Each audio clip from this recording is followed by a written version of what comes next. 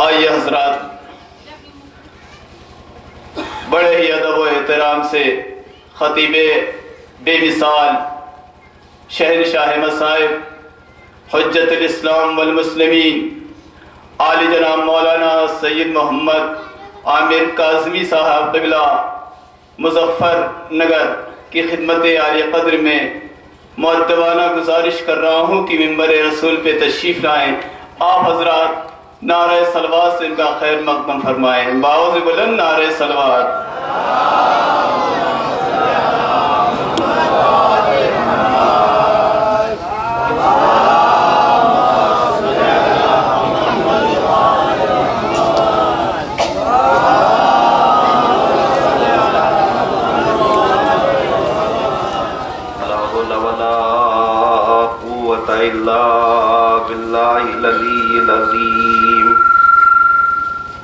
اعوذ باللہ من الشیطان اللعین الرجیم، بسم اللہ الرحمن الرحیم، الحمد للہ رب العالمین والعاقبۃ للمتقین والجنۃ للمؤمنین والنار للمنافقین والکاذبین، علی محب الغرباء الفقراء المساکین، رحمۃ للعالمین، رسول الثقلین، امام الحرمین، جد الحسن والحسین، صاحب قاب و قوسین، امامہ مشارق و مغارب، و بدن الصابر، و لسان الذاکر، و قلب الشاکر، والامہات الطواہر، الذین لیذہبا عنکم الرجس اہل البیت ویطہرکم تطہیرا۔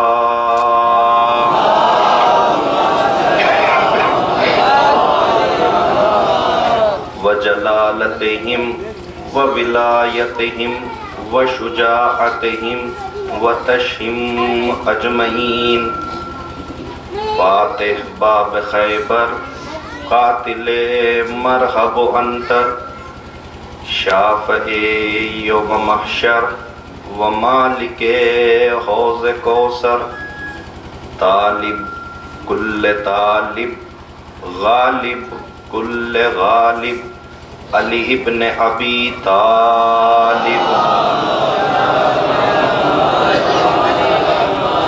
اما بعد فقد قال اللہ تبارک و تعالی فی کتابہ الکریم و خطابہ العظیم و فی قرآن المجید و قولہ الحق بالحق، بسم اللہ الرحمن الرحیم، ایاک نعبد و ایاک نستعین۔ صلوات پڑھتے محمد۔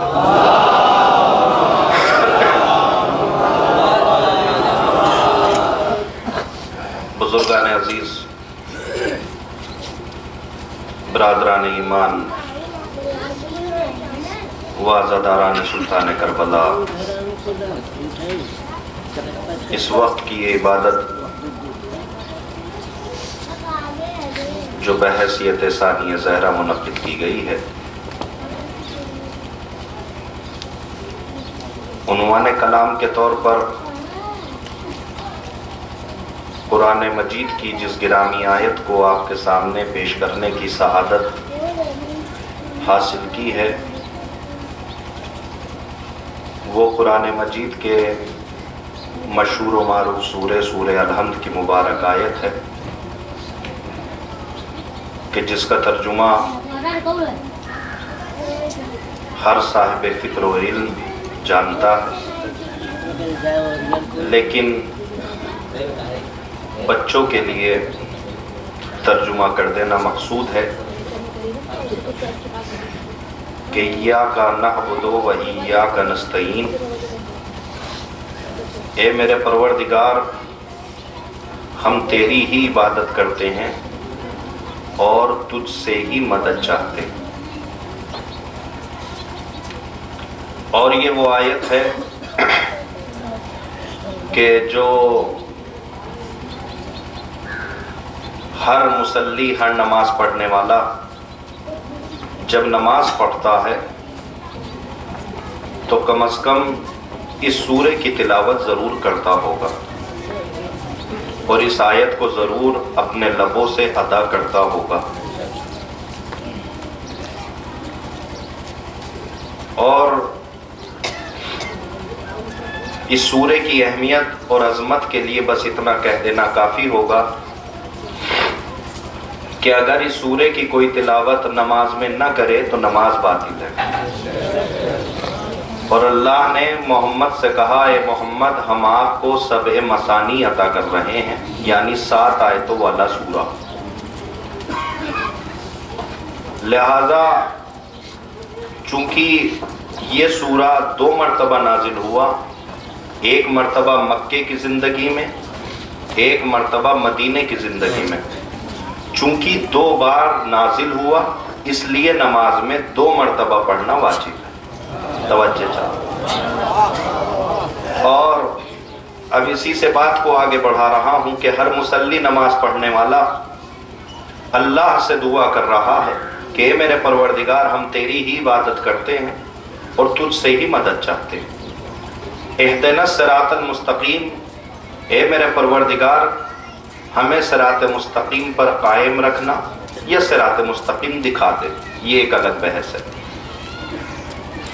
صراط الذین انعمت علیہم، اے میرے پروردگار ہمیں اس راستے پر چلانا جس پر تو نے اپنی نعمتیں نازل کی ہیں، اور اس راستے سے بچانا جس راستے پر تیرا غضب نازل ہوا، جس راستے پر تیرا عذاب نازل ہوا۔ تو یہ مصلی، یہ نماز پڑھنے والا، یہ عابد، یہ عابد گزار جس راستے پر چلنے کی دعا کر رہا ہے اس کا لازمہ محبت ہوگا۔ توجہ چاہو۔ اور جس کے راستے پر چلنے سے یہ مصلی پناہ مانگ رہا ہے اس کا لازمہ نفرت ہوگی۔ یہ محبت اور نفرت جب شریعت کا لباس پہنتے ہیں تو محبت کو تولا کہتے ہیں اور نفرت کو تبرہ کہتے ہیں۔ توجہ چاہو۔ لہذا یہ نماز بہت اہم چیز ہے، اور میں نے اس جملے کو جو آپ کے سامنے عنوان کلام قرار دیا ہے اس کی وجہ بھی صرف اور صرف یہی ہے کہ یہ عبادت اور یہ نماز اور یہ جان نماز جس کا ہم تذکرہ کرنے کے لیے یہاں پہ بیٹھے ہوئے ہیں، یہ اس کا عین مقصد تھا۔ توجہ چاہو۔ ثانیہ زہرا کا عین مقصد تھا نماز۔ لہٰذا میں اپنے نوجوانوں تک یہ جملہ پہنچانے کی کوشش کر رہا ہوں۔ میرے پاس چونکہ وقت بہت کم ہے اور باتیں بہت آگے تک جانی ہیں، لہٰذا میری مجبوری کو سمجھنے کی کوشش کریے گا اور آپ میرا ساتھ دے دیجیے گا کہ جملہ میں نوجوانوں کی خدمت میں پہنچانا چاہ رہا ہوں کہ ثانیہ زہرا کا غم منانے والوں مقصد ثانیہ زہرا کو فراموش نہ کرنا۔ توجہ چاہ رہا ہوں۔ مقصد ثانیہ زہرا ہے نماز، مقصد مولا علی ہے نماز، مقصد کربلا ہے نماز۔ لہذا ایسا دنیا میں کہیں نہیں ہوتا کہ کوئی حلوائی مٹھائی بنانے والا جب مٹھائی بناتا ہے تو اس کے اوپر چاندی کا ورق لگا دیتا ہے۔ توجہ چاہ رہا ہوں۔ آپ نے دیکھا ہے کہ کبھی آپ گئے ہو مٹھائی والے کے یہاں اور اس سے کہا ہو کہ بھائی ہمیں یہ چاندی کا ورق دے دیجیے، آپ مٹھائی نہیں چاہیے، چاندی کا ورق چاہیے، تو وہ ایک مرتبہ آپ کو اوپر سے نیچے کی طرف دیکھ کے کہے گا مانگ کیا رہے ہو؟ تو آپ کہیں گے کہ بھئی مجھے تو چاندی کا ورق چاہیے۔ کہا چاندی کا ورق ایسے تھوڑی ملے گا، مٹھائی لینی پڑے گی، اور مٹھائی پر چاندی کا ورق اچھا لگتا ہے۔ اور جب آپ اس مٹھائی کو خریدیں گے تو چاندی کا ورق آپ کو اس کے ذیل میں مل جائے گا. آپ یہ نہیں کہیں گے کہ مٹھائی کے کیا ریٹ ہوئے اور چاندی کے ورق کے کیا ریٹ ہوئے. یہ مٹھائی کے ذیل میں چاندی کا ورق ہے. توجہ چاہ رہا ہوں. لہٰذا جو لوگ ثانیہ زہرا کا غم مناتے ہیں، اگر غم مناؤ گے تو صرف اور صرف چاندی کے ورق سے محبت ہوگی. لہٰذا ثانیہ زہرا کے مقصد سے جب محبت کرو گے تو ثانیہ زہرا کا مقصد بھی پورا ہوگا اور دعائے ثانیہ زہرا بھی تمہارے ساتھ چلے گی. صلوات پڑھے محمد و آل محمد پر. لہذا مقصد ثانیہ زہرا کو غور میں رکھیے. نمازوں سے دوری بالکل نہ اختیار کریے. نماز عین عبادت، نماز عین دین. اگر یہ قبول تو سب قبول، اگر یہ رد تو سارے اعمال رد. توجہ چاہ رہا ہوں، مجھے بہت جلدی آگے بڑھنا ہے. آپ یہ جملے تاریخ میں سجاتے ہوئے جائیے گا اور آئندہ برس تک آپ جملوں کا لطف لیتے رہیے گا اور میرے حق میں دعا فرما دیجیے گا. میرے عزیزو، میں آپ کی سماعت پر غور اور فکر کر کے یہ جملہ آج آپ کو سنا رہا ہوں. اس سے پہلے میں نے کبھی کہیں پڑھا نہیں، لیکن آپ کو سنا رہا ہوں آپ کی سماعت پہ اعتبار کر کے کہ آپ صاحبان فہم ہیں، صاحبان عقل و شعور ہیں، سمجھ جائیں گے. پروردگار عالم نے ہر ایک سے کہا کہ نماز پڑھو. ہر ایک سے کہا نماز پڑھو. کوئی اس سے الگ تو نہیں حکم سے. ادھر حد بلوغ میں داخل ہو نماز واجب، چاہے لڑکا ہو چاہے لڑکی ہو، ہر ایک سے کہا نماز پڑھو. توجہ چاہو، بات تھوڑی سی مشکل ہے، فلسفیانہ ہے، اور آپ میرے مزاج سے واقف بھی ہیں کہ جب نتیجہ نکلے گا تو آپ کے اوپر وجدانی کیفیت طاری ہو جائے گی. اور اگر اس رخ سے کبھی فضیلت سنی ہو تو دعا نہ دیجیے گا. اگر انوکھے انداز سے آپ کو چیزیں پہنچا دوں تو میرے ہاتھ میں دعا فرما دیجیے گا. اللہ نے سب سے مطالبہ کیا کہ نماز پڑھو. ہر ایک سے مطالبہ ہے. اس ماں سے بھی مطالبہ ہے کہ جس کی گود میں ننھا سا بچہ ہے. نماز پڑھو، روزہ رکھو. اب میں شروع کر رہا ہوں بات کو. اے میرے پروردگار، خود تو نماز پڑھتا نہیں، ہم سے کہہ رہا ہے نماز پڑھو. توجہ چاہ رہا ہوں. خود تو روزہ رکھتا نہیں، ہم سے کہہ رہا ہے روزہ رکھو. اے میرے پروردگار، ہم سے پوچھ کہ کیفیت بھوک کیا ہے اور کیفیت پیاس کیا ہے. میرے پروردگار، ہم سے پوچھ کہ سردی کے موسم میں جب ہم نماز پڑھنے کے لیے گئے تھے تو کتنی تکلیفیں ہم کو ہوئی تھی. میرے پروردگار، حکم دے دیا نماز پڑھو، حکم دے دیا روزہ رکھو. پروردگار، 2 رکعت نماز پڑھ کے دکھا تو صحیح. 30 روزے نہ صحیح، 1 روزہ ہی رکھ کے دکھا تو صحیح. میرے پروردگار، حکم دینا بہت آسان ہے، عمل کرنا بہت مشکل ہے. میں کہہ رہا ہوں نا، نوجوان مجھے حیرتی نگاہوں سے دیکھ رہے ہیں کہ آخر مولانا کہنا کیا چاہ رہے ہیں. جب نتیجہ نکلے گا تو آپ جملوں کا لطف لیں گے. پروردگار، خود نماز پڑھ لینا، پورے دن کی نہ صحیح، سردی کے موسم میں 2 رکعت ہی صبح کی پڑھ کے دکھا دے تو ہم سمجھیں گے. خود تو جسم نہیں رکھتا، خود تو سوتا نہیں، ہماری نیندیں خراب کر کے کہہ رہا ہے نماز پڑھو. خود جسم رکھتا نہیں، ہم سے کہہ رہا ہے روزہ رکھو. میرے پروردگار، ہمارے کلیجے پہ ہاتھ رکھ کے پوچھ کیفیت بھوک کیا ہے اور کیفیت پیاس کیا ہے.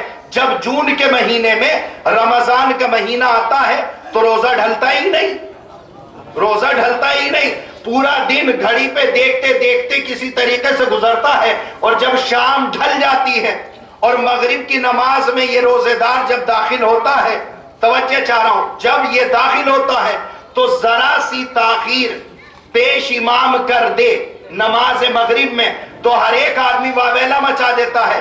اس مرتبہ یہ رمضان کا مہینہ قاعدے سے گزر نہیں پائے گا. اتنا سست مولوی آیا ہے کہ نماز پڑھاتا ہے تو دم نکل جاتا ہے. میرے جملوں کو غور کریے گا. میرے پروردگار، آ جانا دنیا میں اور 2 رکعت نماز پڑھ کے دکھا دے. 30 روزے نہ صحیح، 1 روزہ ہی رکھ کے دکھا دے. پروردگار، حکم دینا تو بہت آسان ہے، عمل کر کے بھی تو دکھا. اور تو نے قرآن میں کہا، صاحبان علم و فکر موجود ہیں، میری بات کی تائید فرمائیں گے. تو نے قرآن میں کہا پہلے عمل کرو پھر دعوت عمل دو. پہلے خود نمازی بنو، بعد میں دوسرے کو نماز کے لیے کہو. پہلے خود روزہ رکھو، بعد میں دوسرے کو روزے کے لیے کہو. پہلے خود جھوٹ بولنا چھوڑو، پھر بعد میں دوسرے سے کہو کہ جھوٹ نہ بولو. پہلے خود غیبتوں سے باز آ جاؤ، پھر بعد میں دوسروں سے کہو کہ غیبتیں نہ کریے. یہ کون سی بات ہوئی؟ خود تو نماز پڑھتے نہیں، دوسرے سے کہتے آپ نماز نہیں پڑھتے. خود تو رمضان کے مہینے میں دوپہر میں بیٹھ کے کھانا کھائیں، دوسرے سے کہتے آپ روزہ نہیں رکھتے. خود تو مومن کی غیبتیں کرتے ہیں، دوسروں سے کہتے آپ ہماری غیبتیں نہ کیا کیجئے. خود جھوٹ بولتے ہیں، دوسرے سے کہتے ہیں کہ جھوٹ نہ بولا کیجئے. معصوم نے فرمایا ہے اور قرآن نے فرمایا ہے پہلے عمل پھر دعوت عمل. جملے اگر پہنچ رہے ہوں گے تو میرے حق میں دعا فرما دیجئے گا. تو میرے پروردگار یہ حکم تیرے لیے بھی تو ہے. میں نے کہا نا آپ کی بات میں نے تھوڑی سی مشکل چھیڑی ہے اور صبح کا وقت ہے، شاید سمجھ لے جائیں اور دعا سے نواز دیجئے گا. پروردگار ہم سے کہہ رہا ہے پہلے عمل پھر دعوت عمل. تو پروردگار یہ قانون تیرے لیے بھی تو لاگو ہوتا ہے، یہ قانون تو بھی تو کر. آ کے نماز پڑھ کے دکھا، 2 رکعت، 1 روزہ رکھ کے دکھا. پروردگار کیا ہوگا؟ اب عالم اسلام میرے اس مسئلے کو سلجھائے. یہ آواز جہاں تک پہنچ رہی ہو یہ جملہ میرا پہنچا دیجئے. عالم اسلام میرے اس مسئلے کو سلجھائے کہ ہے کوئی عالم اسلام میں ایسا انسان کہ جو پروردگار عالم کے اوپر سے لگے ہوئے اس جملے کو ہٹا سکے؟ پروردگار آجا نماز پڑھتے، پروردگار آجا 30 روزے نہ صحیح 1 روزہ ہی رکھ لے. آواز قدرت آئی، اتنا بھی نہیں سمجھتے اگر میں آ جاؤں تو میرے لیے جسم ضروری. آپ خاموش ہیں، مجھے احساس ہو رہا ہے. اگر میں آ جاؤں تو میرے لیے جسم ضروری، اور جیسے ہی جسم اختیار کروں گا دائرہ خالقیت سے باہر، دائرہ مخلوق میں شامل.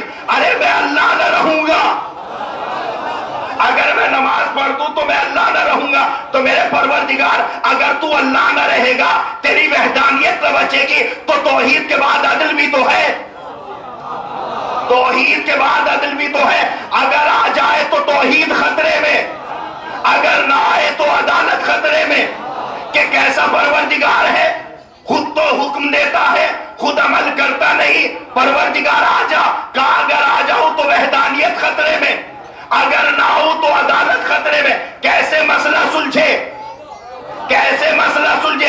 ایک لمحے میں مسئلہ سلجھ جائے گا جب ہم اللہ اور بندے کے درمیان اہل بیت کو وسیلہ مان لیں گے. ایک لمحے میں مسئلہ سلجھ جائے گا جب اللہ اور بندوں کے درمیان ہم اہل بیت کو وسیلہ مان لیں گے، جن کے عمل کو اللہ اپنا عمل کہے.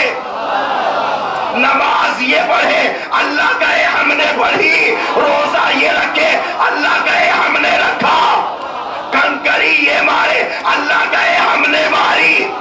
اور ان کو نماز پڑھتا ہوا دیکھ کر، روزہ رکھتا ہوا دیکھ کر کوئی اپنے جیسا نہ سمجھ لے. لہذا اختیار دے دیا، جب چاہے سورج کو پلٹا لے، جب چاہے چاند کے 2 ٹکڑے کر لے.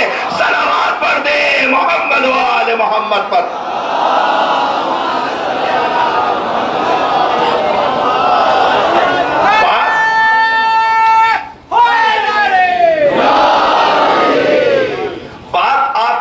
شاید پہنچ گئی ہو، میرے حق میں دعا فرما دیجئے گا. جب اللہ اور بندوں کے درمیان ہم اہل بیت کو وسیلہ مان لیں گے، جن کے عمل کو اللہ اپنا عمل کہے. نماز یہ پڑھے اللہ کہے ہم نے پڑھی، کنکری یہ مارے مارا میتا ازرا میتا، یہ کنکریاں ہم نے ماری ہے. اللہ ان کے عمل کو اپنا عمل کہے. ایک جملہ آخر مجمع کے آخری فرد تک پہنچانا چاہ رہا ہوں. اے میرے پروردگار بہت بہت مبارک ہو تجھ کو یہ اہل بیت. اے میرے پروردگار بہت بہت مبارک ہو تجھ کو یہ اہل بیت جو تیری توحید کو بھی سنبھالے ہیں، تیری عدالت کو بھی سنبھالے ہیں. صلوات پڑھے محمد و آل محمد پر.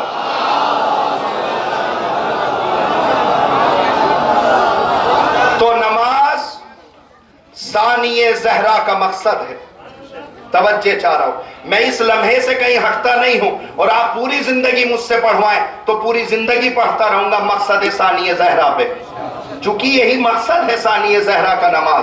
اے میری قوم کے نوجوانوں، مجلسوں کو اور جلوس کو رسم و رواج سمجھ کے نہ نبھاؤ، بلکہ یہ ایک امانت ہے جو تمہارے کاندھے پر اسلام نے رکھی ہے، اور اسے تمہیں اور آگے تک لے جانا ہے۔ اس کو ایسے برباد نہ کرو، بلکہ یہ بہت محترم امانت ہے۔ توجہ چاہ رہا ہوں، اور مقصد ثانی زہرا پر بھی عمل رہے۔ میں شاید اس سے پہلے کی تقریر میں ایام فاطمی میں کہہ کے گیا تھا کہ تمہید کربلا کا نام ہے نماز، میں نے کہا تھا اس میں، اور آج اسی تقریر کو اس تقریر سے ملا رہا ہوں کہ مقصد ثانی زہرا ہے نماز۔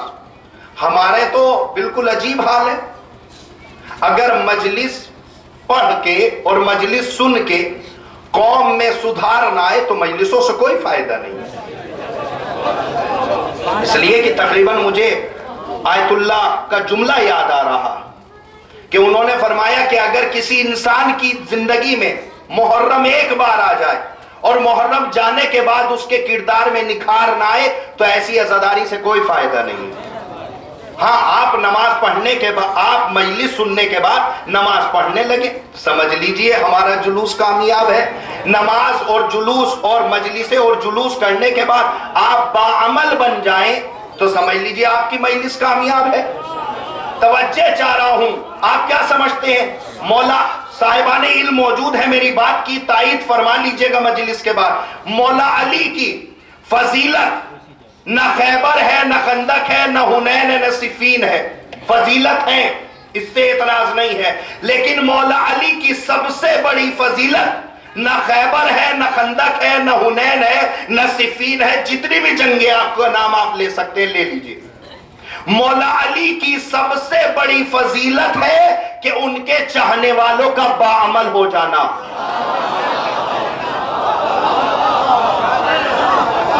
آپ کا باعمل ہو جانا، اگر آپ باعمل ہو گئے تو مقصد مولا علی اور مقصد اہل بیت آپ نے ادا کر دیے، لہذا آپ کا باعمل ہو جانا یہ مولا علی کی سب سے بڑی فضیلت ہے۔ ہم تو اس کے آگے بڑھے ہی نہیں۔ ہم نے بزرگ افراد موجود ہیں، وہ شاید میری اس بات کی تائید فرمائیں گے، میرے حق میں دعا فرما دیجئے گا کہ تقریباً جہاں سے مزاج چلا تھا وہیں پہ یہ مزاج آگے، مزاج اس کے آگے بڑھ ہی نہیں رہا۔ ہر ایک ذاکر منبر پہ آتا ہے، خیبر خندق پڑھ کے چلا جاتا ہے۔ بھئی آپ مجھے بتلائیں، آپ کی ماشاءاللہ ہمارے دادا کی عمر ہے، خدا آپ کو سلامت رکھے اس مجلس کے طفیل میں، آپ انصاف سے بتلائیے کبھی اس کے آگے سماعت بڑھی ہماری قوم کی؟ چلیے مولا سے سوال کر لیں، مولا ایک بات یہ بتلائیے، آپ خیبر اکھاڑنے آئے تھے دنیا میں،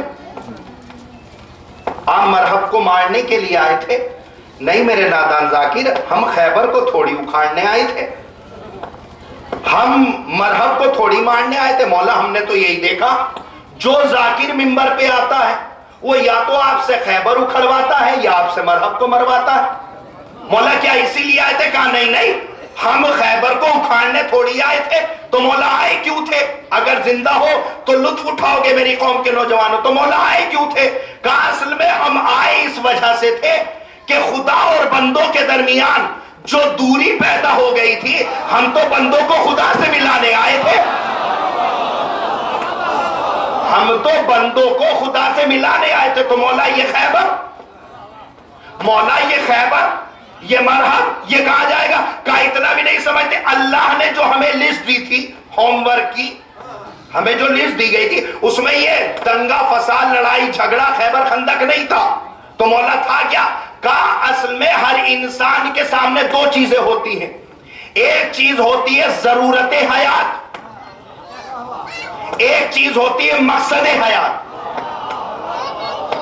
ضرورت حیات اور مقصد حیات، ہم جی رہے ہیں اللہ کی قربت کے لیے، اور اس مقصد تک جانے کے لیے ہمارے جسم کو کھانا ضروری، پانی ضروری۔ تو کھانا اور پانی یہ ہمارا مقصد نہیں ہے، یہ ہماری ضرورت ہے، ہمارا مقصد ہے قربت پروردگار۔ تو مولا نے فرمایا یہ خیبر اور خندق اور مرحب و انتر یہ ہمارا مقصد نہیں تھا، ہمارا مقصد تھا تمہیں اللہ سے ملانا۔ تو مولا یہ خیبر کہا میں دیکھ رہا تھا کہ کاروان اسلام آگے تو بڑھتا ہے لیکن یہ خیبر اسے آگے نہیں بڑھنے دیتا۔ 39 دنوں سے میں دیکھ رہا تھا ہر ایک سورما جاتا ہے واپس آ جاتا ہے، کاروان ہدایت آگے تو بڑھتا ہے لیکن یہ جانے نہیں دیتا، تو ہم خیبر تھوڑی اکھاڑنے آئے تھے، یہ تو راستے کا پتھر تھا ہٹاتے آئے تھے۔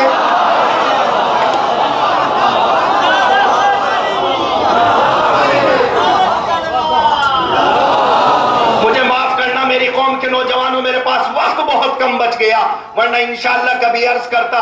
تو مولا یہ خیبر راستے کا پتھر ہٹانے کے لیے آئے تھے۔ ہاں میرے نادان ذاکر ہم تو راستے کا پتھر ہٹانے کے لیے آئے تھے۔ اچھا ایک بات اور بتا دو، ہم 39 دن دیکھ چکے تھے ہر ایک سورما جاتا ہے واپس آ جاتا ہے، میرے نادان ذاکر اب تم خود بتاؤ اگر ہم 40ویں دن بھی اگر نہ جاتے تو کیا اسلام کا 40واں نہ ہو جاتا؟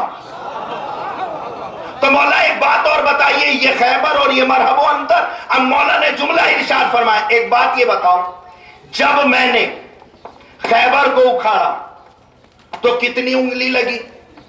اگر زندہ ہوگے تو لطف اٹھاؤ گے۔ مولا ہم نے تو یہی دیکھا ہے کہ جو منبر پہ آتا ہے وہ یا تو آپ سے انگلی سے اکھڑواتا ہے، 2 انگلی ناخون، ہر ایک ذاکر اپنے اپنے اعتبار سے اکھڑواتا ہے۔ آپ تو ماشاءاللہ سماعت خیبر ہیں، آپ تو ہر ایک فن ذاکری جانتے ہوں گے، خدا آپ کی سلامتوں، خدا آپ کی سماعتوں کو سلامت رکھے۔ تو مولا ایک بات یہ بتلائیے، آپ نے خیبر اکھاڑا کیسے؟ کہ ہم نے خیبر جو اکھاڑا ہے وہ تو ہم نے اس میں 2 انگلیاں لگائی تھی۔ تو مولا 2 انگلیوں سے خیبر اکھاڑ دیا؟ اگر مجھ جیسا کم پڑھا لکھا اور مجھ جیسا قوم کا طالب علم اگر خیبر کو سنانے کے لیے شروع ہو جائے تو تقریباً 2 گھنٹے درکار ہیں صرف خیبر کو۔ خیبر ایک قلعہ نہیں تھا، ایک علاقہ تھا۔ انشاءاللہ آئیں گی باتیں، کبھی عرض کر دوں، لیکن یہ میرا مقصد مجلس نہیں تھا، یہ میرا مقصد مجلس ہے۔ مولا نے ایک جملہ کہا، اے میرے نادان چاہنے والوں، اے میرے نادان ذاکر، ایک بات تم سوچتے ہی نہیں ہو فرش عبادت پہ بیٹھ کے، جس چیز کے لیے علی 2 انگلیاں لگا دے وہ چیز اتنی قابل ذکر ہو کہ 1400 سال سے تذکرہ ہو اور قوم اس کا لطف اٹھائے 2 انگلیوں کا۔ اب میرے نادان ذاکر ایک بات یہ بھی تو بتا دو، جس کے لیے علی 2 انگلی لگائے وہ زیادہ اہم ہے یا جس کے لیے علی محراب میں 2 ہاتھ اٹھا دے؟ سلوات پڑھے محمد و آل محمد پر۔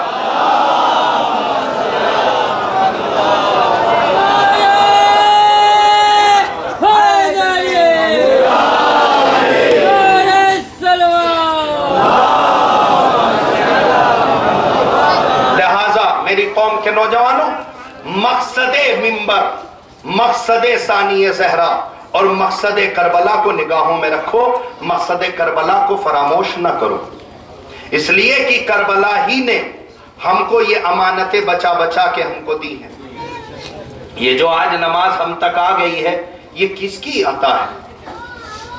یہ ثانی زہرا کی عطا ہے کہ ہم تک یہ نمازیں آ گئی، ورنہ نماز کو تو بالکل مفہوم ہی بدل ڈالا تھا بادشاہ وقت نے۔ نشے کی حالت میں نمازیں ہو رہی ہیں، نہ قرآن کا احترام تھا نہ کسی چیز کا احترام۔ ثانی زہرا کا احسان ہے کہ اس نے جیسی امانت پروردگار آئی تھی ویسی امانت ہم تک مجھ تک پہنچائی۔ لہذا ہماری قوم کے نوجوانوں کی ذمہ داری بنتی ہے کہ ہم اس بات کے اوپر عمل کریں۔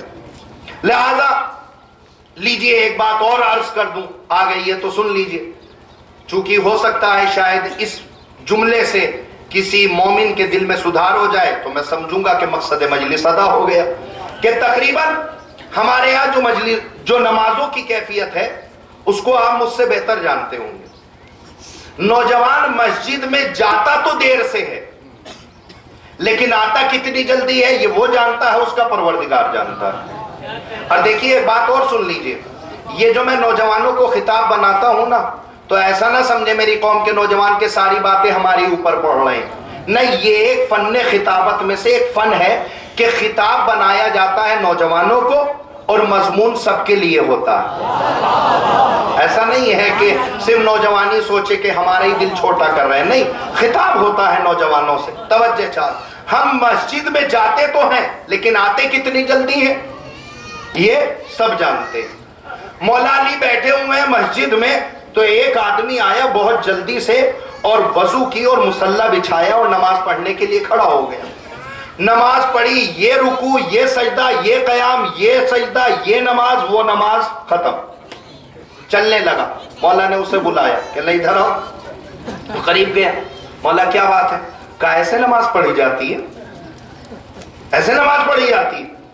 مولا پھر؟ کہا کیسے پڑھ رہے تھے اتنی جلدی جلدی؟ اللہ سے باتیں کرنی ہے تمہیں اور تم اتنی جلدی جلدی نمازیں پڑھ رہے. کہنے لگا مولا تو؟ کہا کہ یاد رکھنا اگر صحیح سے نماز نہ پڑھی تو کوڑے ماروں گا. مولا ماریے نہیں، پھر سے پڑھ لیتے ہیں. مولا ماریے نہیں، پھر سے پڑھ لیتے ہیں.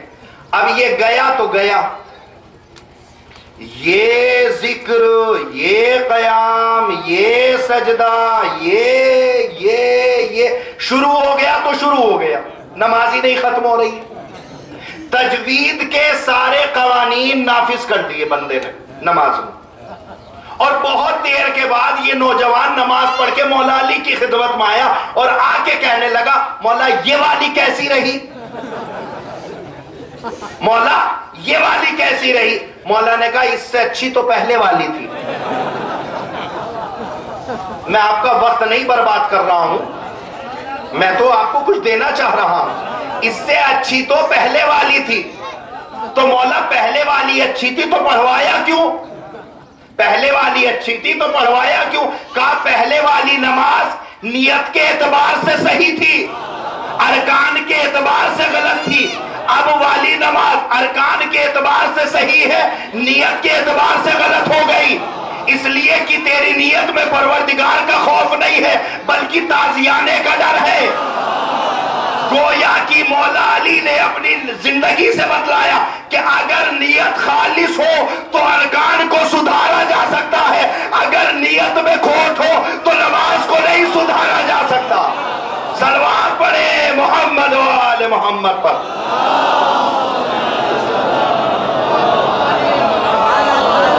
مقصد مولا علی کو یاد رکھیں، انہوں نے نمازوں کو وہ زندگی دی ہے. بس دو تین جملے اور حوالے کر دو پھر بات کو آگے بڑھا لے جاؤں گا کہ تقریباً ہمارا اور آپ کا اعتماد اور اعتبار، نماز تو پڑھتے ہیں ہم لیکن نماز پڑھنے کے بعد اعتبار اور اعتماد ہمیں اس اللہ کے اوپر نہیں ہے. یہ بھی میں ایک بہت بڑی بات کہہ رہا ہوں. اگر اعتماد اور اعتبار ہمیں اس پروردگار پر ہو جائے تو دنیا والوں کی خوشامدیں ہم نہ کریں، دنیا والوں کو خوش کرنے کے چکر میں نہ پڑیں. یہ دنیا والوں کی خوشامدیں بتلا رہی ہیں کہ توکل پروردگار ختم ہو چکا ہے. تو میری قوم کے نوجوانوں ایک جملہ یاد رکھ لینا اس حقیر کا کہ کوئی بھی عمل کرو، چاہے مجلس ہو، چاہے جلوس ہو، چاہے ماتم ہو، چاہے عبادت ہو، کچھ بھی کرو، لوگوں کی خوشنودی کے لیے نہ کرو، اللہ کی خوشنودی کے لیے کرو. اور جس دن تمہاری نیت میں خوشنودی پروردگار میسر ہو جائے گی، یہ ذمہ داری لے رہا ہے حقیر، اللہ تمہاری دنیا کو بھی کامیاب قرار دے گا، اللہ تمہاری آخرت کو بھی کامیاب. بھروسہ تو کرو. تمہیں اتنی بڑی بڑی صاحبان فضیلت ہمارے پروردگار نے دی ہیں اور ہم بھروسہ نہیں کر رہے.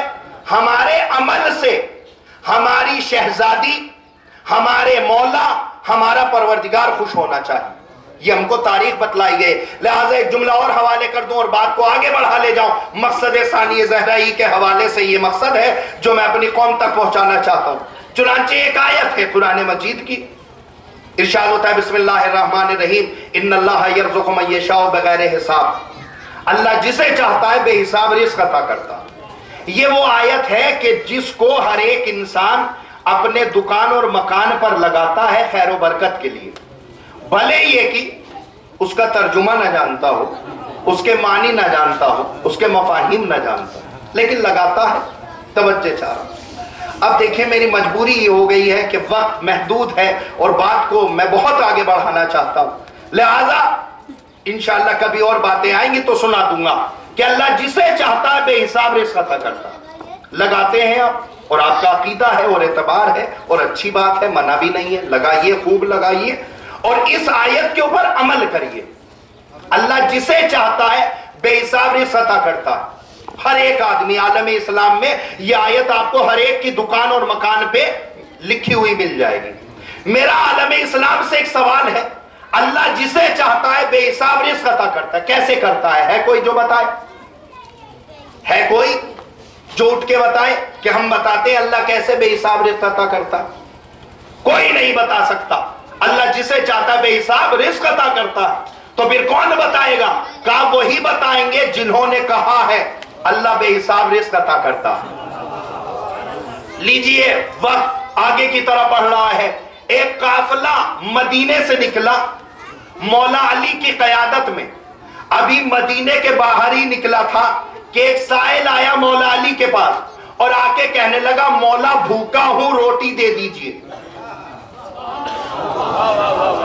آپ کی خاموشی مجھے تکلیف پہنچائے گی، اور اگر انوکھے انداز سے واقعات سنا لے جاؤں، میں جانتا ہوں یہ واقعہ آپ کا سنا ہوا ہے لیکن نتیجہ شاید نیا دے جاؤں، میرے حق میں دعا فرما دیجئے، مولا بھوکا ہوں روٹی دے دیجئے۔ سائل آ کے کہہ رہا، اور دعویٰ کیا؟ اللہ جسے چاہتا ہے بے حساب رزق عطا کرتا ہے۔ کیسے کرتا ہے؟ مولا بھوکا ہوں روٹی دے دیجئے۔ تو مولا نے کہا کمبر اسے روٹی دے دو، کمبر اسے روٹی دے دو۔ تو کمبر نے کہا مولا روٹی تو دسترخوان میں ہے۔ کہا ماں دسترخوان کے دے دو۔ کہا دسترخوان تو ناکے پر ہے۔ کہا ماں ناکے کے دے دو۔ کہا ناکا تو ناکے کی قطار میں ہے۔ ماں قطار کی ابھی رے نہ ختم ہوئی تھی، کمبر نے مہار چھوڑ دی۔ ابھی قطار کی رے بھی نہ ختم ہوئی تھی، کمبر نے مہار چھوڑ دی۔ ارے کمبر اتنی اجلت سے کیوں کام لے رہا؟ کہا دیکھ نہیں رہے ہو مہر سخاوت جوش میں ہے، دیکھ نہیں رہے ہو مہر سخاوت جوش میں۔ کہیں مولا یہ نہ کہہ دے ماں کمبر کے لے جا۔ اب پیچھے والے مجموع کی تائید چاہوں گا اس جملے پہ، کہیں مولا یہ نہ کہہ دے ماں کمبر کے لے جا۔ ارے کمبر کیسی باتیں کرتا ہے؟ آخری فرد تک یہ جملہ پہنچانے کی کوشش کر رہا ہوں، کہیں مولا یہ نہ کہہ دے ماں کمبر کے لے جا۔ ارے ان کی غلامی میں جو بادشاہ بنا بیٹھا ہوں کہیں اس سے محروم نہ ہو جاؤ۔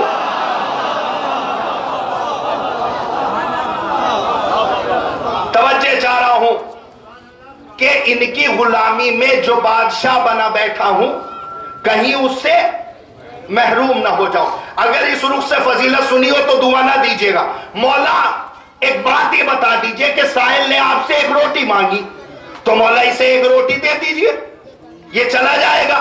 یہ ناکے کی قطار پہ قطار کیوں دے رہے ہیں؟ تو مولا نے جملہ ارشاد فرمایا، کیا تم نے نہج البلاغہ کو نہیں پڑھا؟ ایک بھوکے کی کیفیت کو ایک بھوکا ہی سمجھ سکتا ہے۔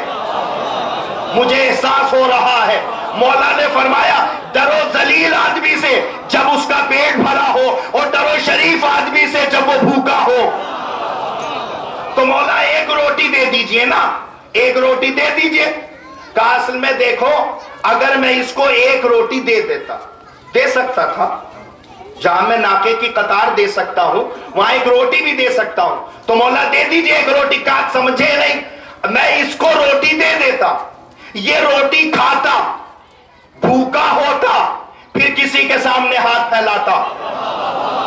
جملہ میں نے جس ذمہ داری سے کہا ہے مجھے جملے کی پوری قیمت چاہیے۔ پھر روٹی ملتی، پھر کھاتا، پھر بھوکا ہو جاتا، پھر کسی کے سامنے ہاتھ پھیلا دیتا۔ پھر روٹی ملتی، پھر کھاتا، پھر بھوکا ہوتا، پھر کسی کے سامنے ہاتھ پھیلا دیتا۔ کیا یہ مومنین کے عقائد میں سے ہے کہ مجھ سے مانگنے کے بعد کسی اور سے مانگا جائے؟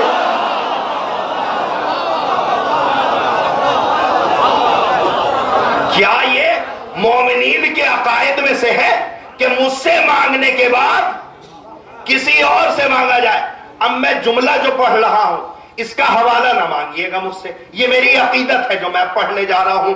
مولا ہم نے دنیا میں آپ کا مزاج دیکھا ہے، آپ سب کو دیتے ہیں، اپنوں کو بھی دیتے ہیں، غیروں کو بھی دیتے ہیں، دوستوں کو بھی دیتے ہیں، دشمنوں کو بھی دیتے ہیں۔ مولا ہم نے دیکھا ہے آپ سب کو دیتے ہیں۔ مولا ہم آپ کے چاہنے والے، مولا ہم آپ کے بیٹے کا غم منانے والے، محرم میں کالے کپڑے پہننے والے، نوحے کی صدا بلند کرنے والے لوگ ہمیں تانے دیتے تھے، ہم تانے کو سہتے تھے۔ مولا ہم آپ کے لال کے چاہنے والے، مولا ہم نے آپ کا دنیا میں مزاج دیکھا ہے، آپ سب کو دیتے ہیں، اپنوں کو بھی دیتے ہیں، غیروں کو بھی دیتے ہیں۔ تو مولا ہمیں جنت نہیں چاہیے، ہمیں کوثر نہیں چاہیے، ہمیں طوبہ نہیں چاہیے، ہمیں سلسبیل نہیں چاہیے، ہمیں حور و غلمان نہیں چاہیے، ہمیں ملک نہیں چاہیے، ہمیں فلک نہیں چاہیے، ہمیں کروبیان نہیں چاہیے، ہمیں فرشتے نہیں چاہیے، نہ جنت ماوا، نہ جنت عدن، نہ جنت عالیہ، نہ جنت خلد، نہ جنت فردوس۔ مولا ہمیں کچھ نہیں چاہیے، بس آپ ہمیں درخت طوبہ کی ایک پتی دے دیجئے۔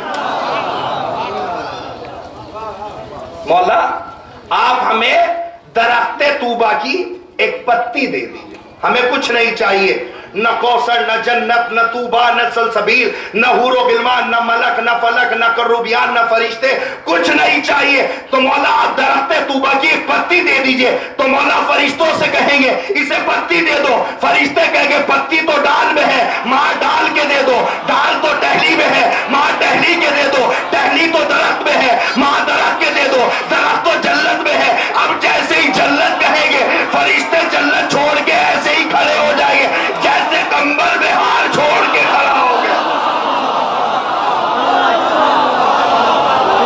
بلند ترین صلوات پڑھے محمد و آل محمد۔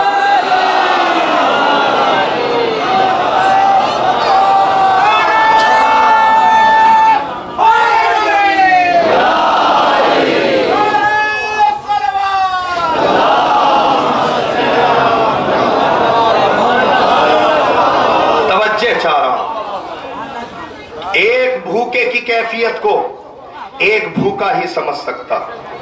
توجہ چاہ رہا ہوں میرے عزیزوں، مقصد مولا علی کو نگاہوں میں رکھو، اس لیے کہ تقریباً وقت بہت تیزی سے آگے کی طرف بڑھ رہا ہے۔ میری مجبوری ہے کہ میں جو بھی موضوع چھیڑتا ہوں وہ بالکل آخر آتے آتے وقت تمام ہونے لگتا ہے۔ مجھے معاف کرنا اگر کوئی لفظ ادھورا رہ گیا ہو، انشاءاللہ اگر کبھی شہزادی نے نوکری کا موقع عنایت کیا تو کبھی اور بات ہوگی۔ میرے عزیزوں، آپ کبھی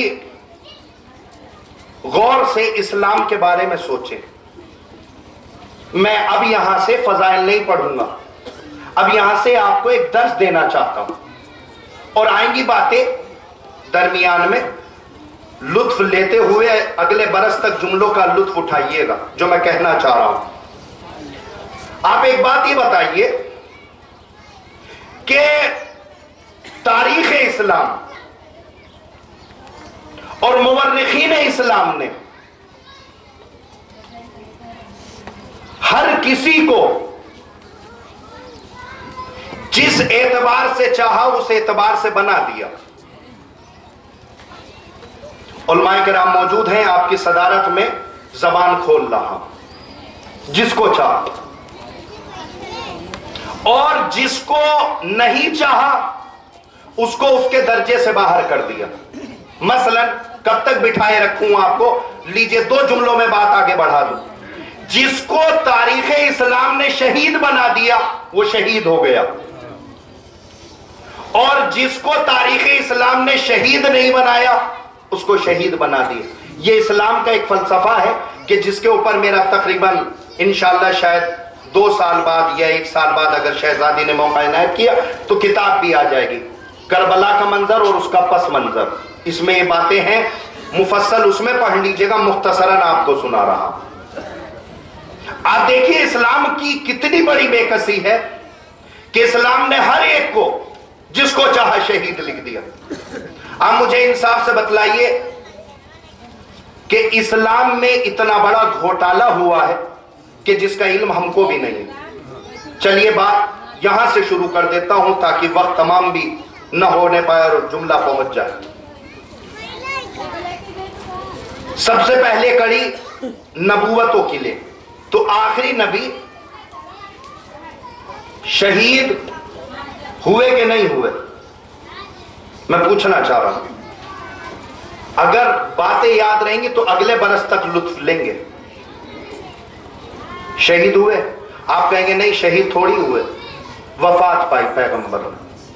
آخری نبی اور شہادت سے محروم ہو جائے. شہادت کی ایک معراج ہے، ایک فضیلت ہے.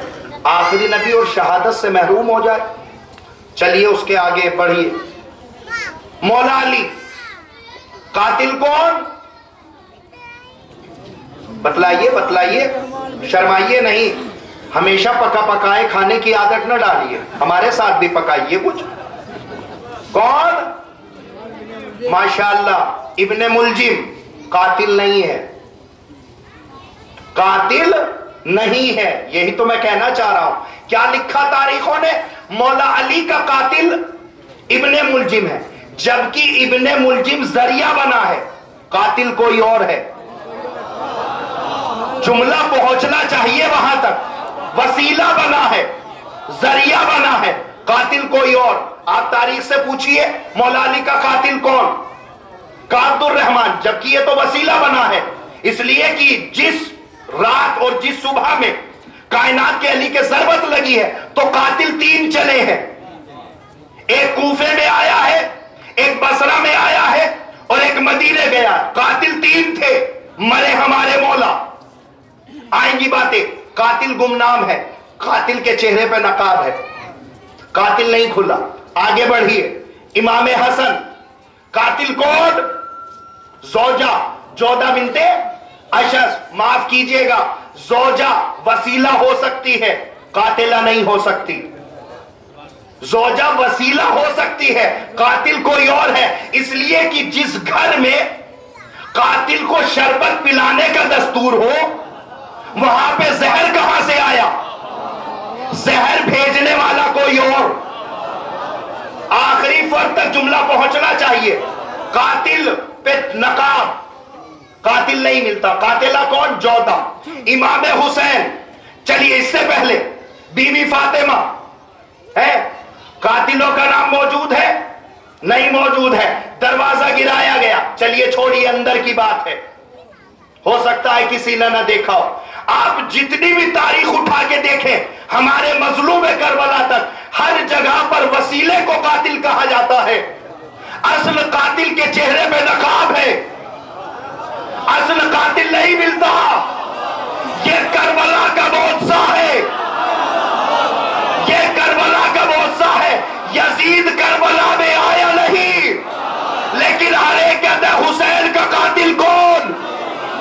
یزید. یہ کربلا کا معجزہ. ہم کربلا جا کے چہرے سے نقاب کو پلٹ کے کہیں گے یہ ہے ہمارے بابا کا قاتل، یہ ہے ہمارے بھیا کا قاتل. ایک جملہ کہنا چاہ رہا ہوں، جبکہ یزید تو کربلا میں آیا بھی نہیں.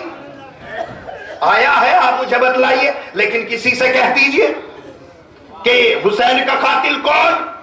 یزید. ارے شمر کیوں نہیں کہا جاتا؟ کہا یہ کربلا کا معجزہ ہے. قاتل آج سے بے لقاب نہیں رہے گا. اور حسین کے بعد سے لے کے 11ویں کڑی تک دیکھ لو، قاتل کا وسیلہ قاتلانہ نہیں بنا. جس نے زہر دیا ہے اسی کو قاتل لکھا ہے تاریخ نے. یہ تاریخ اسلام کی بے بسی ہے اور مجبوری ہے. اور جب سلطان کربلا چلے ہیں مدینے سے، سن لیجئے گا جملے اور میرے حق میں دعا فرما دیجئے گا. تھوڑی باتیں باب فضیلت میں بھی سن لیجئے. جب سلطان کربلا چلے ہیں مدینے سے تو مدینے میں اپنی بیٹی سغرا کو رکھا. سنیے اور دعا دیتے ہوئے اٹھیے گا یہاں سے. کربلا کا منظر اور اس کا پس منظر. مدینے میں اپنی بیٹی کو چھوڑا، زوجہ رسول ام سلمہ کو چھوڑا. کیوں؟ اس لیے کہ ہماری شہادت کے بعد ام سلمہ روئے، زوجہ رسول سوال کرے، تاکہ رونے کے اوپر زوجہ سنت رسول کی سند لگ جائے. اب مربی کی ضرورت ہے. مربی کے لیے محمد حنفیہ اور جناب عبداللہ کو چھوڑا. توجہ چاہ رہا ہوں. خود کربلا میں آئے حسین، شام تک پہنچایا زینب کو اور سید سجاد کو. میں جملہ کہنا چاہ رہا ہوں. صلوات پڑھے محمد و آل محمد پر.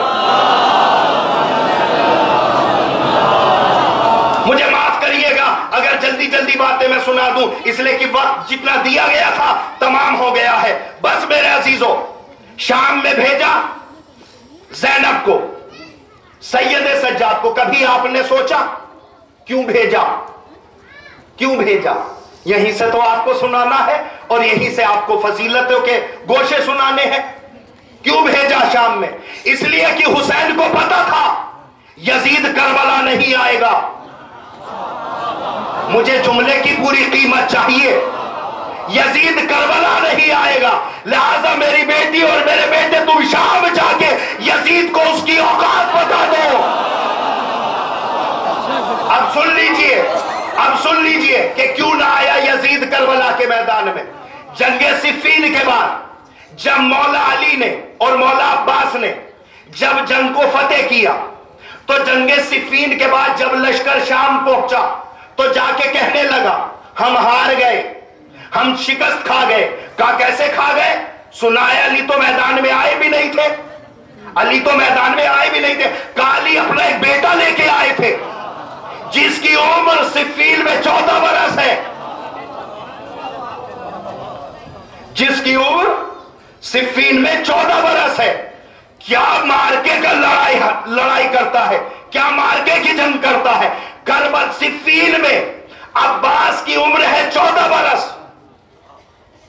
14 برس صفین میں عباس کی عمر. عباس کی ہیبت کا اتنا اثر والی شام تک پہنچا کہ جب کربلا کی تاریخ دیکھی تو دیکھ کے کہنے لگا ارے وہ بیٹا علی کا جو صفین میں 14 برس کا تھا اب تو وہ 32 برس کا ہو گیا ہے. عباس کی ہیبت کا اثر یہ ہو گیا کہ یزید کربلا نہیں آیا.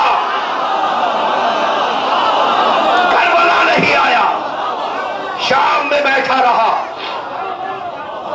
میں بیٹھا رہا. یہ تو ایک الگ بات ہے. اسلام کے 2 ہی رخ ہیں. لہذا میری بیٹی تم شام جاؤ. اب شام پہنچی ہے تو عجیب منظر ہے. میں جملہ سنانا چاہتا ہوں، شاید اس رخ سے فضیلت نہ سنی ہو آپ نے، اور میرے حق میں دعا فرما دیجیے گا. شاید میں مسائل میں کمی کر جاؤں لیکن سنانا چاہتا ہوں. پہنچی ہے شہزادی، اور جیسے ہی شہزادی داخل ہوئی ہے تو یزید بیٹھا ہوا تھا تخت پہ اور قرآن کی آیت پڑھتا ہے. اللہ جسے چاہتا ہے عزت دیتا ہے، اللہ جسے چاہتا ہے ذلیل کرتا ہے. علی کی بیٹی کھڑی ہوئی اور کھڑی ہو کے کہنے لگی اے والی شام کیا سمجھتا ہے؟ کون بول رہا ہے؟ والی شام کیا سمجھتا ہے؟ کافر یہ سمجھتے ہیں کہ اللہ نے انہیں دولت دی ہے تو وہ کافر دولت کو دولت نہ سمجھے، وہ اپنی مہلت سمجھے. وہ اپنی مہلت سمجھے تاکہ وہ اپنے ظلم میں اضافہ کرے، اللہ ان کی سزا میں اضافہ کرے. کون بول رہا ہے؟ علی کی بیٹی بول رہی ہے. کافر یہ سمجھتے ہیں کہ انہیں دولت ملی ہے. یہ دولت نہیں ہے، یہ مہلت ہے. ابھی بات ہو ہی رہی تھی کہ قیصر روم کھڑا ہو کے کہتا ہے یزید تو لعنتی ہے، تو نے فرزند رسول کو قتل کر دیا. کیا سمجھے؟ قیصر روم تو لعنتی ہے، تو نے فرزند زہرا کو قتل کر دیا. تو یزید کھڑا ہو کے کہنے لگا قیصر روم اگر ہمارے اسلام میں اگر سفیر کو قتل کرنا جائز ہوتا تو میں تیرے سر و تن میں جدائی ابھی کر دیتا، میں تیرے سر و تن میں جدائی ابھی کر دیتا. قیصر روم نے کہا خاموش ہو جا. علی کی بیٹی نے جب تیرا کفر ثابت کر دیا تو اسلام کی تو باتیں کر رہا ہے.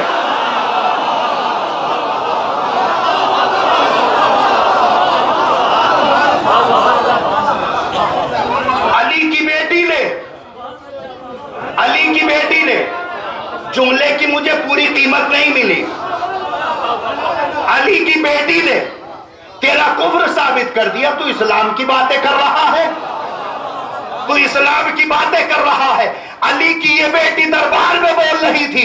لوگ کہنے لگے زبان یہ چلا رہی ہے، لگ یہ رہا ہے کہ صفین میں علی کی تلوار چل رہی ہے، بس فرق اتنا ہے وہاں پہ ذوالفقار علی بے نیام تھی، یہاں پہ زبان ذوالفقار بنت علی بے نیام ہے۔ اور شہزادی کہاں خطبہ دے رہے؟ پورا خطبہ سناؤں گا تو وقت ہو جائے گا، اور شہزادی نہیں ہے، پورا خطبہ نہیں سنانا۔ کہاں دے رہے ہیں یہ دونوں آدمی؟ میری جانیں قربان ہو جائیں، شہزادی کے اس لمحے فکریہ کے اوپر کہاں پہ بول رہی ہے؟ یہ وہ شام ہے کہ جہاں پہ یزید کا کوئی نام لینے والا نہیں ہے، یزید کو کوئی نام نہیں لیتا تھا، یہ میں شام کے حالات بتا رہا ہوں آپ کو اس وقت کے۔ یزید کہتا تھا مجھے رسول اللہ کہو، یزید کہتا تھا میرے پاس کتابیں موجود ہیں حوالہ دے سکتا ہوں، یزید کہتا تھا مجھے امیر المومنین کہو، یزید کا نام کوئی نہیں لیتا تھا، اگر کوئی نام لیتا تھا تو اس کو قتل کر دیا جاتا تھا، اس کے سر و تن میں جدائی ہوتی تھی۔ یزید کی اتنی ہیبت تھی شام میں، توجہ چاہ رہا ہوں۔ اور ایک یزید کے چاہنے والے نے تو یہاں تک کہہ دیا اے یزید اگر آپ کا نام قرآن میں ہوتا تو قرآن کو تھوڑی سی اور زینت مل جاتی۔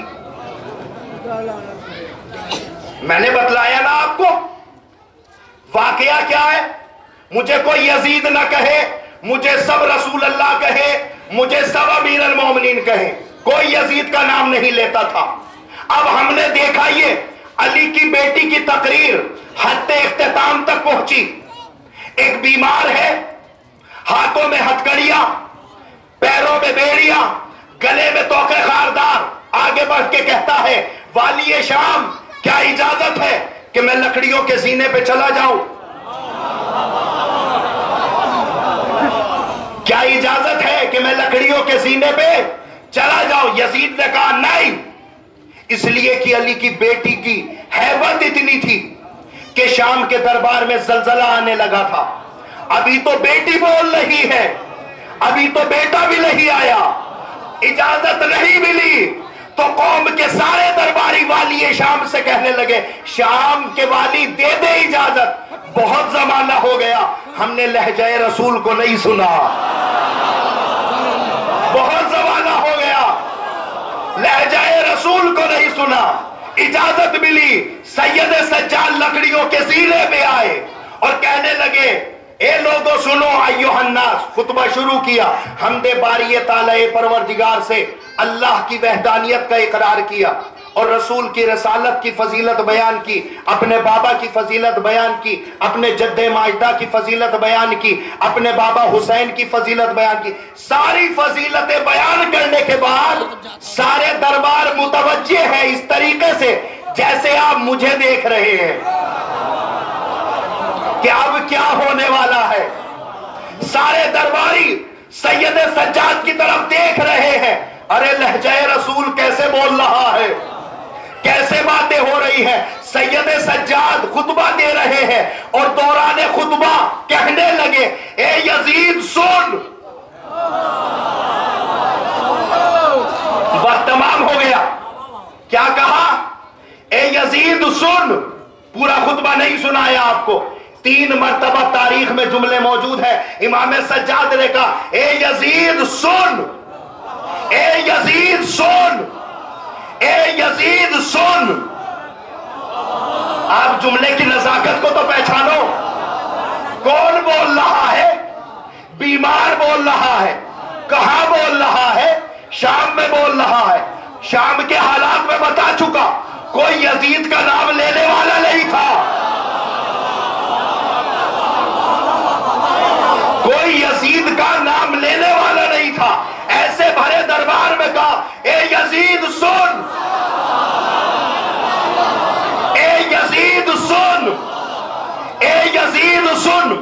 لہجہ رسول کو سن کر شام کے درباری ایک زبان ہو کے کہنے لگے لگتا ہی نہیں قیدی بول رہا ہے،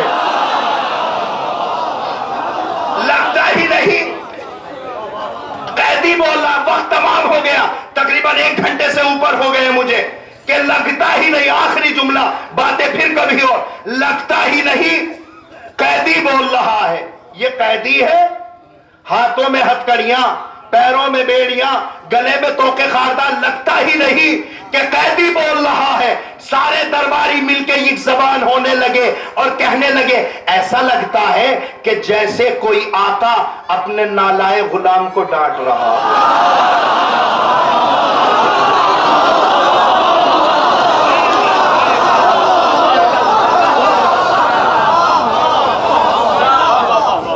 اگر جملہ دھیرے سے کہا تو جملہ دھیرے کا نہیں تھا، جیسے کوئی آقا اپنے نالائق غلام کو ڈانٹ رہا ہو۔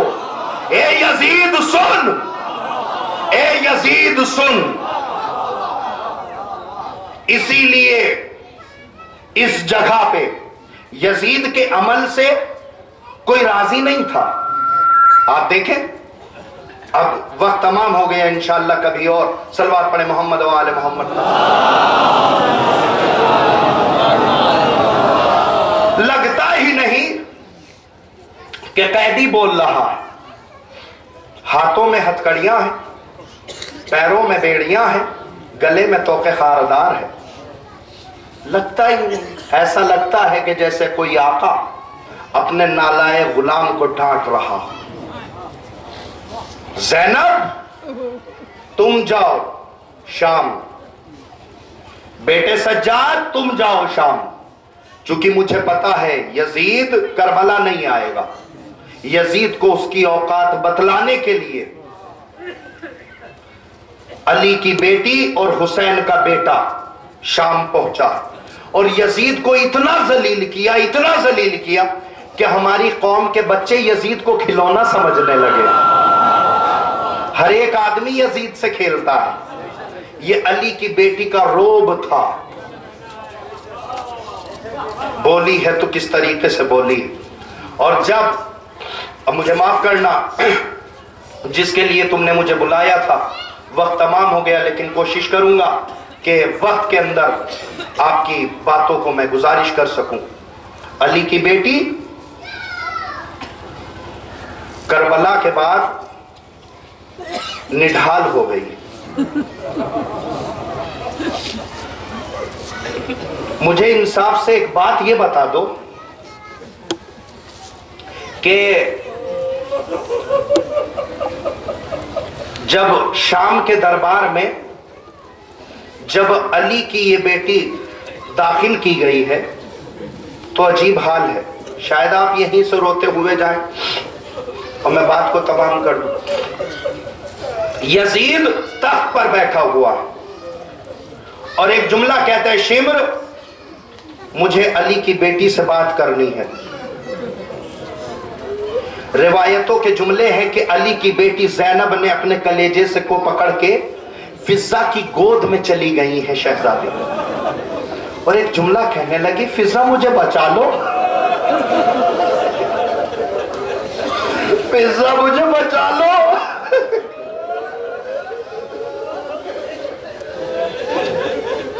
جناب فضہ نے علی کی بیٹی کو اپنی آغوش میں بھر کے کہا، ملعون سن، آج علی کی بیٹی بات نہیں کرے گی، پہلے علی کی خادمہ بات کرے گی۔ آگے بڑھی اور آگے بڑھ کے کہتی ہے، یزید کیا بات ہے؟ کہا مجھے علی کی بیٹی سے بات کرنی ہے، علی کی بیٹی سے بات کرنی ہے۔ تو فضہ نے ایک جملہ کہا، ملعون، میرے رہتے ہوئے علی کی بیٹی سے کوئی بات کرے؟ میں نے اپنے رسول سے اسی دن کے لیے تو زندگی مانگی تھی، میں نے اسی دن کے لیے تو زندگی مانگی تھی۔ نہیں، ایسا نہیں ہو سکتا، نہیں بات کر سکتے۔ شمر کو بلایا گیا، جلاد سے کہا گیا کہ جا کے فضہ کو تازیانے مارو۔ جیسے تازیانہ لے کے فضہ کی طرف بڑھا، روایتوں کے جملے ہیں کہ جناب فضہ نے چاروں طرف حبشیوں کو دیکھ کے کہا، حبشیوں غیرت کو کیا ہو گیا ہے؟ تمہاری مالکہ پہ کوڑے برسائے جا رہے، تم کھڑے دیکھ رہے ہو۔ حبشی اپنے نیام سے تلوار کو نکال کے کہنے لگے، بادشاہ وقت روک لے جلاد کو، ورنہ سروتن میں جدائی ہو جائے گی۔ ابھی یہ باتیں ہو ہی رہی تھی کہ علی کی بیٹی زینب نے لجف کر رک کر کے کہا، بابا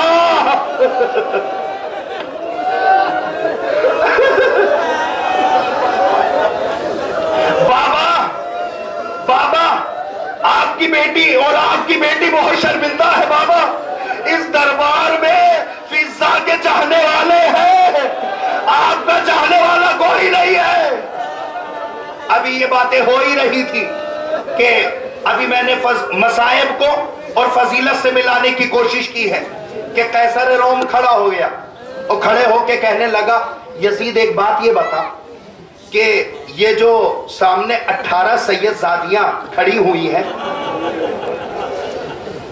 یہ جو سامنے 18 سید زادیاں کھڑی ہوئی ہیں، مجھے ایک بات یہ بتا دے کہ انہیں کون سے جرم میں اتنی سخت سزا دی جا رہی ہے؟ 18 سید زادیاں ایک رسی میں ہیں، زینب، ام کلثوم، رباب، رقیہ، کبریٰ، سکینہ۔ اگر آنکھیں بند کر کے مصائب سن سکتے ہو تو سن لو، مجھے انصاف سے بتلاؤ 18 خواتین کو اگر ایک رسی میں باندھو ان کے بازوؤں کو اور ساتھ میں 3.5 سال کی بچی کو بھی باندھ دو، انصاف سے بتانا جب یہ قد آدم والی بی بی کھڑی ہوگی تو سکینہ کا کیا حال ہوگا؟ جیسے ہی زینب و ام کلثوم کھڑی ہونا چاہتی تھی، سکینہ کی گردن اوپر کی طرف گئی اور کہنے پھپھی ابا دم گھٹا جا رہا ہے۔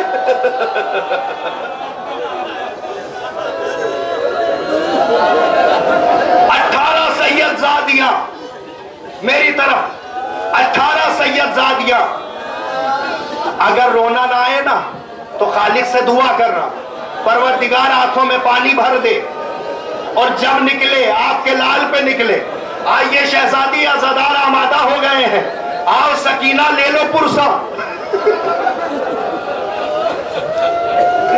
میں تو اس مقام پہ یہاں تک کہتا ہوں کہ کربلا کی دو شخصیتیں ایسی ہیں کہ جو آج کے وقت میں بھی شہادت کی منزلوں سے گزر رہی ہے۔ ایک ہے ہماری جناب فاطمہ، ظالموں نے قبر میں بھی چین سے نہیں رہنے دیا۔ ایک ہے زندان شام میں رہنے والی سکینہ۔ ارے ہماری خواتین زندان شام میں جاتی تھی تو سکینہ کی قبر پہ روتی تو تھی۔ اے سکینہ ہم شرمندہ ہیں، ہم آپ کے مرکز پہ نہ آ سکے، لیجئے ہم ہندوستان سے نذرانہ بھیج رہے ہیں۔ اجرکم من اللہ۔ قیصر روم نے کہا یزید یہ بتا کہ یہ کون سی بیوی کس جرم میں؟ کہا یہ بتلا کہ تجھے کیسے پتہ لگا کہ یہ شریف زادیاں کھڑی ہوئی ہیں؟ کہا اصل میں مسلمانوں کی تاریخ بہت پڑھی ہے میں نے، مسلمانوں کی کتابوں میں کوئی بھی ایسا جرم نہیں ہے کہ جس کی سزا اتنی سخت ہو۔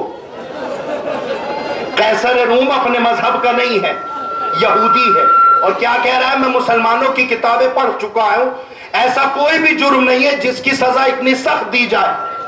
تو یزید نے ایک سوال کر لیا قیصر روم تجھے کیسے پتا لگا کہ یہ شریف زادیاں کھڑی ہوئی ہیں؟ کہا مجھے زیادہ تو نہیں پتا، لیکن اس قافلے میں جو سب سے چھوٹی بچی کھڑی ہے نا سکینہ،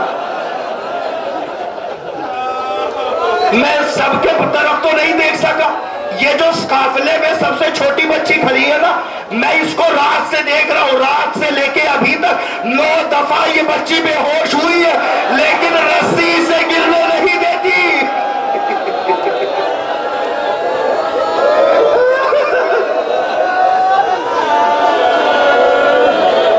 آئیے شہزادی عزادار آمادہ ہو گئے ہیں، لیجئے پرسہ، اجرکم من اللہ۔ تو یزید نے ملعون نے شمر سے کہا شمر یہ بچی کون ہے؟ شمر یہ بچی کون ہے؟ کہا سکینہ تو بنت الحسین، یہ حسین کی بچی سکینہ ہے۔ کہا اسے سامنے لاؤ، یزید بات کرنا چاہتا ہے۔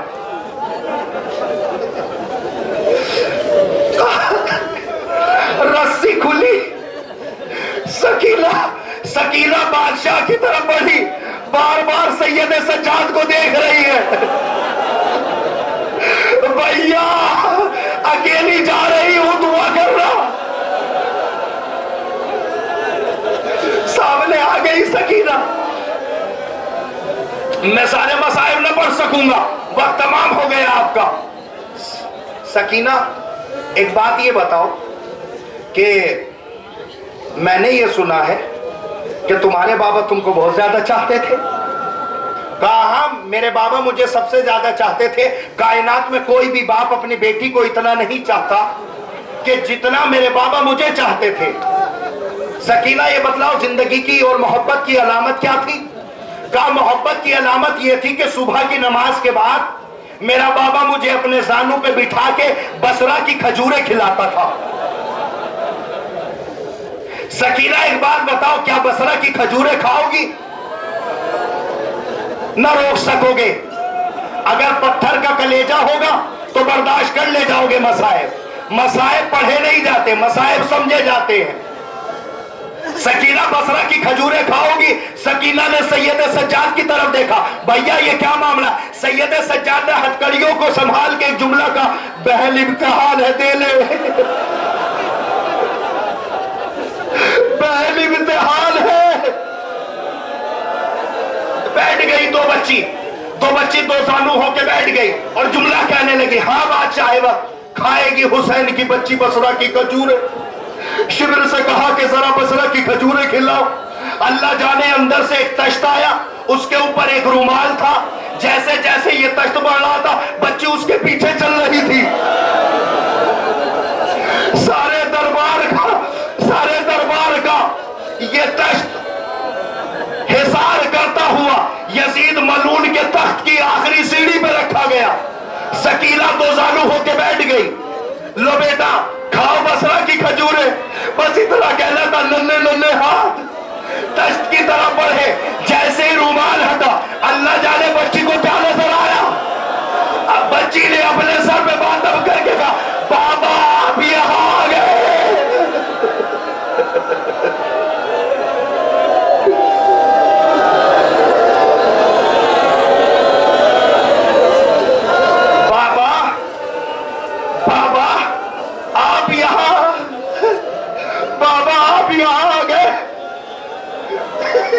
سکینہ آگے بڑھنا چاہتی ہے. شبر نے سکینہ کو پکڑا.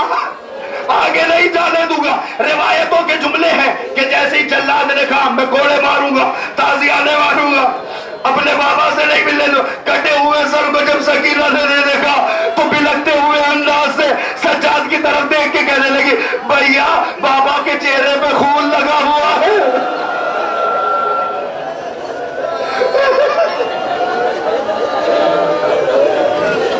اجرکم اللہ. خدا آپ کو کسی غم میں نہ رلائے. اگر آنکھ میں آنسو نہ آئے تو سر کو جھکا لیا کرو. یہ تہذیب منبر ہے اور تہذیب فرش عزا ہے. اور دعا کرو کہ اللہ تمہیں کوئی غم نہ دے سوائے غم سلطان کربلا کے. اس لیے کہ تم تو رونے میں ہچکچا رہے ہو. تمہارا کیا گیا ہے کربلا میں؟ کیا گیا ہے کربلا میں؟ گلا کسی اور کا گیا، سینہ کسی اور کا گیا، چادر کسی کی گئی. ہم نے تو حسین کو بڑے احترام سے سنا ہے. ذرا سجاد کے کلیجے سے پوچھو. اجرکم اللہ. خدا آپ کو کسی غم میں نہ رلائے سوائے غم سلطان کربلا کے. زینب کے اوپر یہ مصیبتیں اتنی پڑی کہ جب زینب اپنی ماں کی قبر پہ آئی ہے تو جملہ کہا ہے اماں آپ نے مرثیہ پڑھا تھا نا. اب زینب کا مرثیہ سن لیجیے. اماں آپ نے مرثیہ پڑھا تھا نا. مصائب ایسے تو پڑھے نہیں جاتے اور ایسے سنے بھی نہیں جاتے. اس لیے کہ مجلس ہو رہی ہے چوتھے امام کے گھر. بیٹھا ہوا ابھی بصیر رو رہا ہے، امام کا نابینا صحابی. امام نے بھرے مجمع میں ٹوک دیا ابو بصیر میرے جب کے مصائب ہو رہے تو رو نہیں رہا ہے. ابو بصیر نے رومال پیش کر دیا. مولا یہ دیکھیے رومال تو آنسوؤں سے تر ہے. امام سجاد نے کہا ابو بصیر تیرا رومال آنسوؤں سے تر ہے، تو رو رہا تھا میں مانتا ہوں، لیکن ابو بصیر ایسے تھوڑی روتے ہیں. ایسے رو جیسے بوڑھی ماں جوان کے لاشے پہ روتی ہے.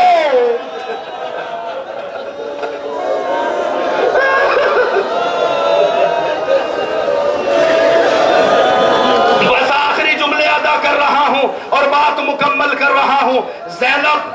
زینب جب اپنی ماں کی قبر پہ پہنچی ہے تو جا کے کہنے لگی اماں آپ نے مرثیہ پڑھا تھا نا. आपने मरसिया पढ़ा था ना, मुझ पर इतनी मुसीबतें ढाई गई, अगर दिन पर पढ़ती तो रात में तब्दील हो जाती, रात में पढ़ती तो दिन में तब्दील हो जाते। अम्मा मेरा मरसिया सुनिए। अम्मा भाई के कातिलों ने इतना जगाया कि आंखों की बिलाई चली गई। अम्मा दिखाई नहीं दे रहा है कि आपकी कब्र कहाँ है। अजरकमल अल्लाह। बस आखिरी जुमले अदा कर रहा हूं और बात मुकम्मल कर रहा हूं। जनाबे ज़ैनब, ज़ैन कहते हैं जीनत को, अब कहते हैं बाबा, अपने बाप की जीनत। बादे करबला इस ज़ैनब को किसी ने ज़ैनब नहीं कहा, किसी ने, बल्कि अगर कहा गया है तो सानिए मसाहिब कहा गया है। मैं तो कभी कभी सोचता हूं, एक बात, थोड़ा सांस ले लो। हाँ, मैं रुक के मसाहिब पढ़ता हूं, थोड़ा सांस ले लो। रोना बशरियत का तकाजा नहीं है, थोड़ा सांस ले लो। मैं तो कभी कभी सोचता हूं कि करबला में जितने जुल्म हुए, उस जुल्म के बाद कोई जुल्म बचता नहीं है जो करबला के मैदान में ना हुआ। हर जुल्म ने अपनी हद खत्म कर दी करबला में, हर जुल्म की हद खत्म हो गई करबला में। लेकिन अल्लाह हमारी नस्ल कुर्बान हो जाए शहजादी की कदमों में, कि शहजादी जब चली है बिना चादर और बिना मखने के, जब चली है तो जो आलम है वो आप जानते हैं। शहजादी ने एक मर्तबा अपने भाई के सर को देखा, भाई का सर नौके नेजा पे है, और जैसे ही ज़ैनब को बेकजावा नाके पे बिठाया गया तो हाथ पर से गर्दन बंधे हुए हैं ज़ैनब के, और अपने बालों से पर्दा कर रखा है बीबी ने, और चल रही है आगे आगे भाई का सर। ज़ैनब ने बेनकाब बेकजावा ऊंट से एक जुमला कहा, मां जाए आंखें क्यों बंद कर ली, मां जाए आंखें क्यों बंद कर ली। गले पे कुंद खंजर चला, आंखें बंद नहीं की। हुसैन के सरोतन में जुदाई हुई, आंखें नहीं बंद की। लेकिन जैसे ही सरे हुसैन नौके नेजा पे चढ़ाया गया और ज़ैनब का नाका आया तो फौरन इमाम हुसैन ने आंखें बंद कर ली। अब सानिया ज़हरा एक जुमला कहने लगी, ए मेरे मां जाए, कासिम का जनाजा मैंने देखा, मैंने तो आंखें बंद नहीं की। अब्बास का खून में डूबा हुआ आलम मैंने देखा, मैंने तो आंखें बंद नहीं की। असगर के गले पे तीर मैंने देखा, मैंने तो आंखें नहीं बंद की। अकबर के सीने में बर्छी की अली मैंने देखी, मैंने तो आंखें नहीं बंद की। तेरे गले पर चलता हुआ कुंद खंजर देखा, मैंने तो आंखें नहीं बंद की। मेरे मां जाए जरा आंखें तो खोल, बहन की गुर्बत तो देख।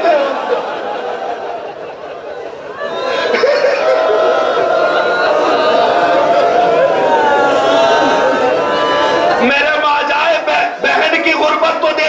कटे हुए सर से आवाज आई, ए बहना, कासिम के टुकड़े मैंने उठाए हैं, अब्बास के कलेजे से बर्छी की अली मैंने निकाली है, अब्बास का खून में डूबा हुआ आलम मैं लेके आया हूँ। असगर ने मेरे हाथ पे दम तोड़ा है और न मोहम्मद के लाशें मैं लेके आया। लेकिन ज़ैनब, मैं सब कुछ देख सकता हूँ, तेरा खुला सर नहीं देख सकता।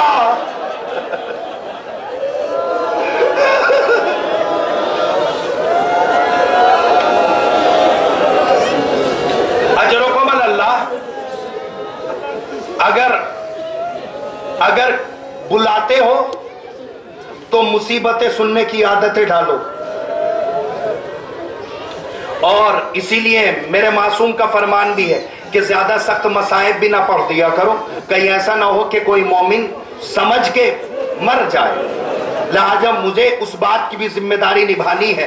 रिवायतों के जुमले हैं कि कटे हुए नौके नेज़ा पे सरे हुसैन, इधर जनाबे ज़ैनब। अब जनाबे ज़ैनब कटे हुए सर से कह रही है, मेरे मां जाए, कुर्बानी तुमने भी दी, मैंने भी दी, कुर्बानी तुमने भी दी, मैंने भी दी। मेरे मां जाए, अगर तुमने अब्बास जैसा भाई दिया तो मैंने तुम जैसा भाई दिया। میرے ماں جائے تم نے اگر ایک بھتیجا دیا، زینب نے 3 بھتیجے دیے، میرے ماں جائے تو نے اگر 2 بیٹے دیے، میں نے بھی 2 بیٹے دیے۔ میں یہ نہیں کہتی اولو محمد اکبر جیسے تھے، لیکن میرے ماں جائے تیری تو نسل بچ گئی، تیری تو نسل بچ گئی، زینب کی تو نسل قربان ہو گئی۔ میرے ماں جائے اب تیری بہن کو کوئی ماں کہنے والا نہیں ہے۔ آپ سید سجاد سے کہیے مجھے پھوپھی نہ کہے بلکہ مجھے ماں کہے۔ سید سجاد آگے بڑھے، اے پھوپھی اماں آپ میری پھوپھی کہاں ہے؟ آپ میری مائی تو ہے۔ کٹے ہوئے سروں میں باتیں ہو رہی تھی۔ زینب نے سید سجاد سے پوچھا اے سید سجاد یہ ناقے ایک دوسرے کے کان میں کیا کہہ رہے ہیں؟ سید سجاد نے ہتھکڑیوں کو سنبھال کے کہا اے پھوپھی اماں یہ ناقے ایک دوسرے کے کان میں کہہ رہے اے ذرا دھیرے قدم رکھو، ہماری پشت پہ اولاد زہرا ہے، علی کی بیٹی ہے، کہیں ایسا نہ ہو ہماری پشت سے اولاد زہرا گر جائے۔ یہی وجہ ہے جب سکینہ کئی جگہ گر گئی، سکینہ کو بے کجاوا اونٹ پہ اس بچی کو باندھ دیا گیا۔ سکینہ کہنے لگی اے بھیا سکینہ کا کلیجہ نکلا۔